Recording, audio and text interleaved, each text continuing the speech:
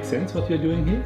You mean using this video as a public commitment to force us to do something that you have wanted to do and another thing that I have wanted to do, but we have been postponing it for years? Yeah, I guess that's a way how one can phrase it. Well, let's just do it and then see how it goes.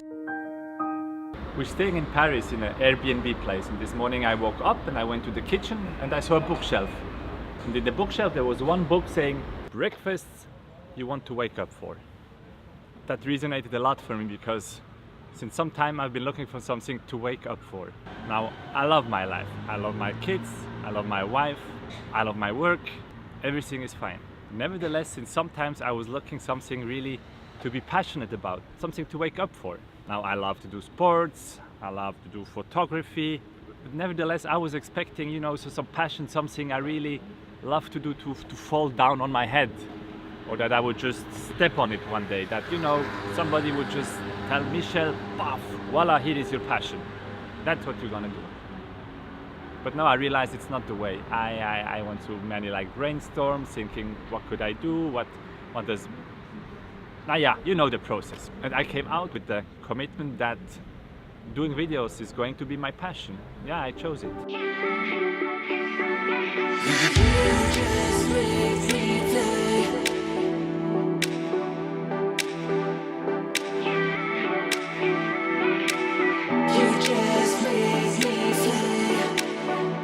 My work that people can see online is available only in Latvian, and the reason is simple. I do not feel comfortable for how I speak in English. Actually, I cannot even watch my videos where I speak in English because of my accent and because of errors I make. I work with people in English. I enjoy it and feel comfortable when it's in live interactions. I train groups of people in English and I give speeches in English at conferences. The problem for me is to do videos in English. Because when I watch the video, I am being reminded by my own brain of what's not good in how I speak English. I come from Latvia, even though I live in Switzerland. I speak English with my husband every day. The thing that annoys me the most when I speak English is my accent, and there is nothing I can do about getting away that accent. Of course I could train, but I would need to invest enormous amount of energy and time, and I just don't have that time. I have 2 small kids, I have a full-time work, I have 2 gardens that I need to manage. There is no time to get rid of the accent, and in this way, if I keep being afraid of how my English sounds to other people, I will just not progress. Despite wanting to do videos in English for quite a while now, I have been constantly finding reasons why I could not do it. When in fact the main reason why I was afraid to put out my videos in English was the fear of how I will be judged when people will see on those videos what's wrong with how I speak English. I shared these fears with a study group I am part of, and one of the fellow students, Ravi, asked me if I had heard a therapist and author and a speaker, Esther Perel, speaking in English. And she lives in USA for over 20 years, and she still has a very strong accent when she speaks English. I have seen her both TED Talks, and her accent has never prevented me from enjoying her work. I find it hugely valuable. In fact, her accent makes it even more special in how she speaks. But the thing is, she has a nice Belgian accent. I have my strong Eastern European accent. I figured out in my head there are compartments of nice accents and not nice accents, and somehow the only not nice accent is my own. Everybody else's accent I find cool. My husband is Swiss, and when he speaks English, you definitely hear an accent too. But it doesn't seem stopping him from expressing himself in English. In fact, I have not even seen one time where he would feel uncomfortable. So obviously this is some trouble only inside me that I need to work on. And I have been postponing making these videos for God knows how long time. And today I commit that I will put out a video on this channel that you're watching right now once per week. Now I cannot guarantee how good this is gonna be, about what it's gonna be. I also leave open how long it's gonna be, this video, but I just want to put out one thing per week. I commit to also speak on those videos just to overcome how uncomfortable I feel when I speak English, and then when it will be visible to somebody else and it can be, recalled and shown, oh, there is the terrible accent. And yes, I am afraid.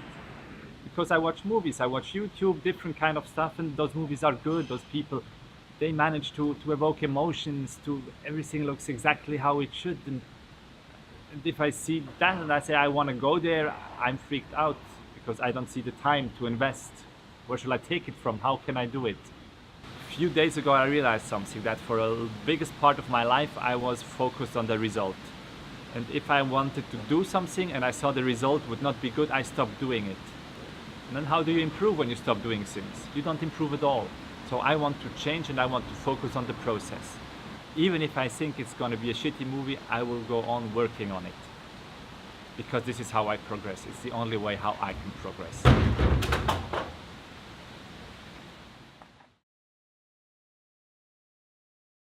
What I know from my experience about fears is I have never regretted when I did something I was afraid of. And I regretted countless times when I did not do the thing I was afraid of, that I wanted to do, that I wanted to be on the other side, that I have done it already. In my experience, I have noticed, like for example, when jumping from a high tower into a deep water, the longer I stand there and feel this fear, the less likely it is that I will overcome it. And with these videos, with speaking in English on the videos, I have waited so incredibly long that it's even a miracle I'm finally at the point where I am about to overcome it. One thing which I know that works about overcoming fears is not to wait too long. So I told myself, I will do it. I really want to do it. I'm scared like crazy how much I don't want to do it.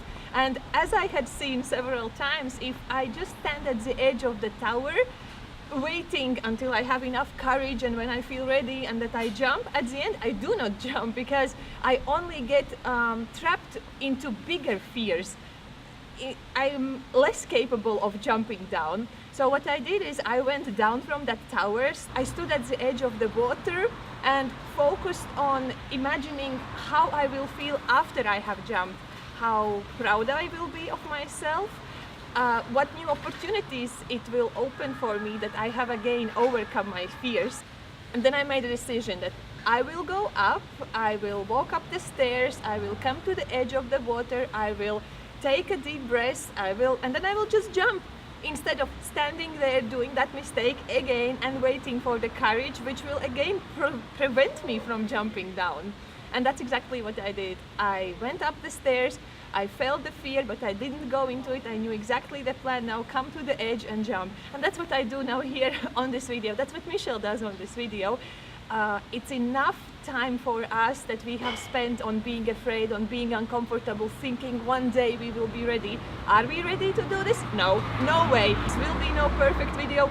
It was not perfect jump that I did. I think I had too much water in my in my nose at the end, but I had done the jump. And so this is not perfect jump. This is not perfect video, but it will be done. And because it will be done, who knows what happens on the other side, but definitely the most important thing is who we are when we are on the other side.